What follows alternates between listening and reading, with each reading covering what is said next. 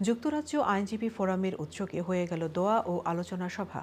বৃহস্পতিবার পূর্ব লন্ডনের স্থানীয় একটি রেস্টুরেন্টে আয়োজিত এই সভায় শহীদ প্রেসিডেন্ট জিয়াউর রহমান এবং তার কনিষ্ঠ পুত্র মরহুম আরাফাত রহমান কোকো সহ শহীদ সকল নেতৃবৃন্দের আত্মার মাগফিরাত কামনা করা হয়। পাশাপাশি বিএনপি চেয়ারপারসন বেগম খালেদা জিয়ার সুস্থতা ও দীর্ঘায়ু কামনা এবং ভারপ্রাপ্ত চেয়ারম্যান তারেক রহমানের দীর্ঘায়ু ও দেশব্যাপী অসুস্থ ও আহত নেতাকর্মীদের সুস্থতা কামনা করা হয়।